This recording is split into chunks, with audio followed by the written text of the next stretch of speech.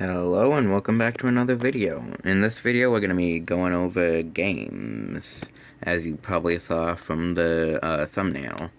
So yeah, right here we have it, so let's get into it. First off, we have the Hanvian game of Tusho. It's pretty similar to chess, at least at the most basic level. Like you have like your king, if we can, right there, like we have the king, and then like an equivalent to the queen, and then like pawn-like people. But there are a lot of differences. Like the pawns are called soldiers, and then the queen is called the dragon. And then there's also a lot of other differences.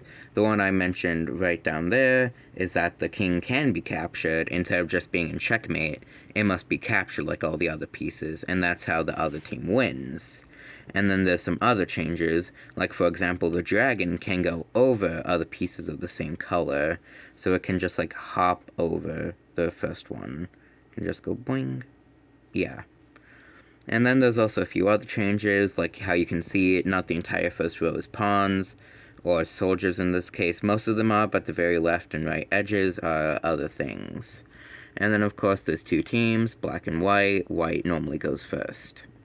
Something interesting about this game is it's often associated with the god of knowledge, even though the gods haven't been able to access the mortal world for around like 5,000 years, while this game was only made around 2.5, 3,000 years ago.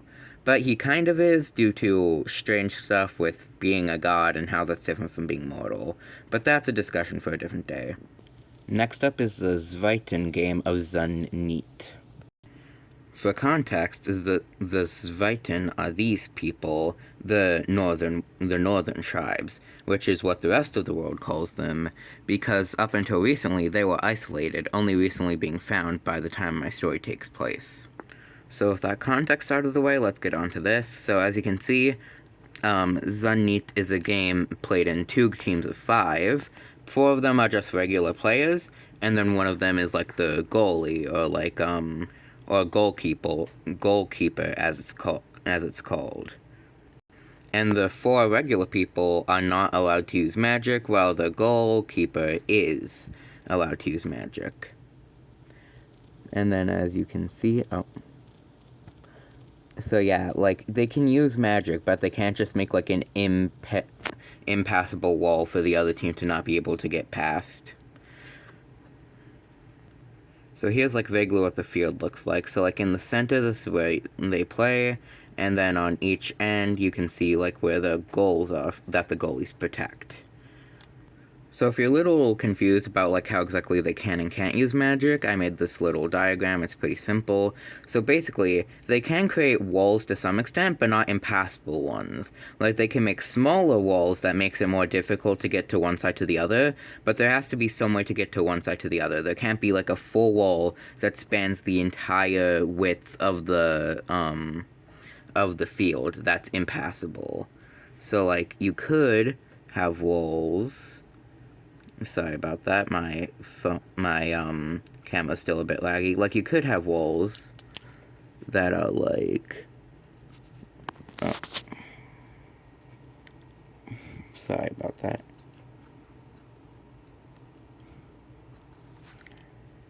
Like, for example, you could have walls like this where it makes it more difficult to traverse, but you couldn't just have one solid line that makes it impossible to get to the goal.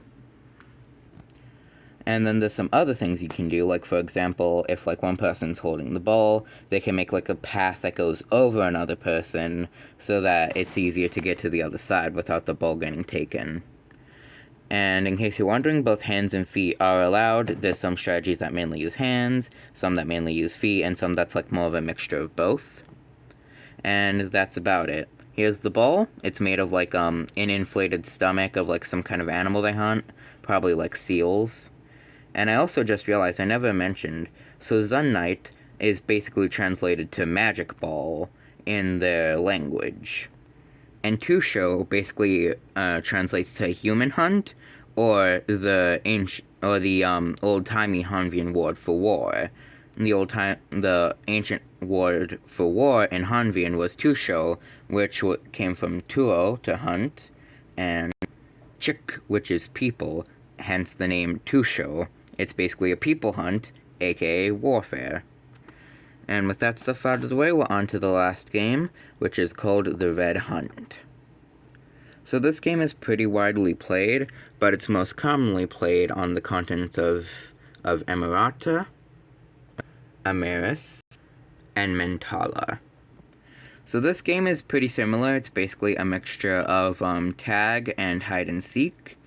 And it's a it was kind of vaguely inspired by like the idea that like a bunch of like children's games are secretly really dark, like Ring Around a Rosie and like London Bridges Falling Down, like those kind of games, plus like tag and hide and seek. So one kid is chosen to be red, which is basically the same as being it in tag. And basically that kid like closes their eyes and counts like 10 or 15 while the other kids go and hide. And then the person who is red hunts. If they find a kid, that doesn't automatically mean you're caught, like in hide and seek. You have a chance to run away, like in tag. If you are like tagged, or like, you know, like touched, like tagged, then you join the red team as one of the reds. But if you're able to escape, then you find a new hiding spot and hopefully don't get caught. And it's basically just like a war of attrition almost, just like whoever is last to be tagged wins. And then they replay the game again. And this game is most common among kids. This is done among like both kids and adults. And then Tusho is a more like strategic like board game, which is mainly done by adults, but some smart kids also do it. And that's about it. Here's some like cool games I came up with. I thought it was pretty fun.